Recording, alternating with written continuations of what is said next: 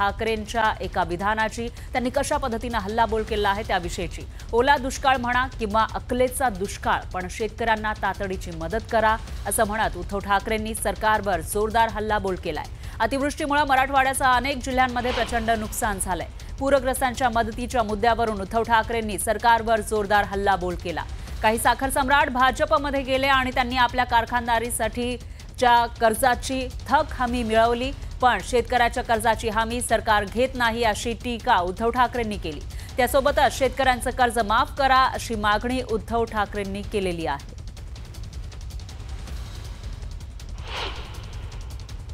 काढली गेली, सगळं काढलं गेलं, पण शेतकऱ्याला आज जी मदत पाहिजे ती अजूनही दिली जात नाहीये।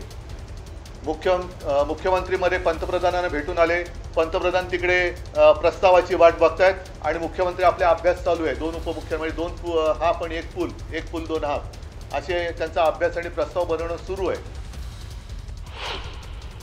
तुमच्या पक्षाच्या नेत्यांनी जे म्हटलं की फोटो लावून मदत केली जाते, त्यावर उपमुख्यमंत्री शिंदे यांचं असं म्हणणं आहे की त्यांना मी उपमुख्यमंत्री गद्दाराच्या प्रश्नाला मी उत्तरच देत नाही, पण त्यावरचे फोटो बघण्यापेक्षा गद्दाराच्या आणि पूर्वीही अशी मदत केली जात होती आणि तेव्हाही फोटो छापले जात होते। मी गद्दाराच्या प्रश्नाला उत्तरच देत नाही। गद्दार तो गद्दारच, आज सुद्धा बोलतो तो गद्दारच आहे आणि गद्दाराला मी उत्तर देत नाही। मुख्यमंत्री आणि दोन्ही उपमुख्यमंत्र्यांनी नुसते मुजरे मारायला दिल्लीत जाता, त्याच्यापेक्षा महाराष्ट्राच्या हक्काच्या मागणीसाठी, महाराष्ट्र संकटात आहे त्या मागणीसाठी म्हणून त्यांनी दिल्लीला जायला पाहिजे।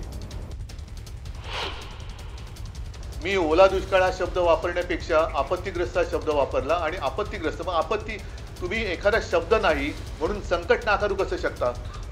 की ठीक आहे ओला दुष्काळ ही संज्ञा नाहीये, नसेल, पण म्हणून तुम्ही झालेलं नुकसान नाकारू शकता का? आणि ओला दुष्काळ ही जर का संज्ञा नसेल तर मग मला असं वाटतं की काही वेळेला माणसांच्या पदाप्रमाणे शब्द बदलतात का?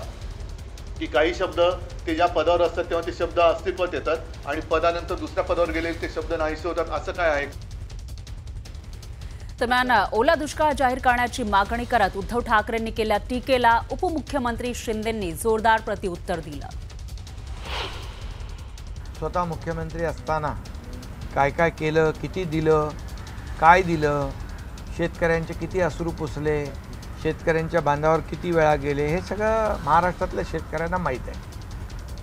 आणि त्यांनी केलेली घोषणा ते नियमित 50,000 रुपये जे नियमित कर्जफेड करणारे शेतकरी, त्यांना 50,000 रुपये इन्सेंटिव्ह देण्याचा निर्णय घेतला। दिले कुठे? त्यामुळे पहिलं स्वतःने आत्मचिंतन केलं पाहिजे, स्वतःच्या गिरेबांमध्ये झाकून बघितलं पाहिजे की आपण काय केलेलं आहे। दरम्यान ओल्या दुष्काळाच्या मागणीवरून आक्रमक झालेले उद्धव ठाकरेंनी देवेंद्र फडणवीसांच्या पूर्वीच्या पत्राचा उल्लेख केलेला आहे, पाहूया। सातत्याने ओला दुष्काळाची मागणी होत असते, पण मॅन्युअलमध्ये ओला दुष्काळ कुठेही नाही, आजपर्यंत कधी ओला दुष्काळ जाहीर झालेला नाही। तथापि आम्ही हा निर्णय घेतला की ज्यावेळी दुष्काळ पडतो त्यावेळी ज्या ज्या उपाययोजना आणि सवलती आपण देतो त्या सगळ्या सवलती आता यालाही, म्हणजे दुष्काळ तर त्याला टंचाई म्हणतो आपण, तशाच प्रकारची दुष्काळी टंचाई पडली आहे असं समजून त्या सगळ्या सवलती याही वेळी लागू करण्याचा निर्णय हा राज्याच्या मंत्रिमंडळाने घेतलेला आहे। हे बाकीचं सगळं पत्र आहे। आता त्यातले शेवटच्या ज्या 2-3 ओळी आहेत, दोनच, की नुकसानीची व्यापकता आणि सार्वत्रिक झालेले नुकसान पाहता तातडीने ओला दुष्काळ जाहीर करून दुष्काळाच्या निकषाप्रमाणे ही मदत दिली गेली पाहिजे। आपण तातडीने लक्ष घालावे ही विनंती आपला गिचपीड देवेंद्र फडणवीस, नाही गिचपीड म्हणजे त्यांची सही आहे तसं मी म्हटलं, मला वाचता नाही वाचता येतं तो बघा तुम्ही सही, पण अशी हे त्यांनी त्यावेळेला दिलेलं हे पत्र आहे। आता तेव्हा ओला दुष्काळी संज्ञा होती आणि मग तुमचं सरकार आलं होती संज्ञा काढली का? तर हे फालतू शब्दाचे खेळ करू नका।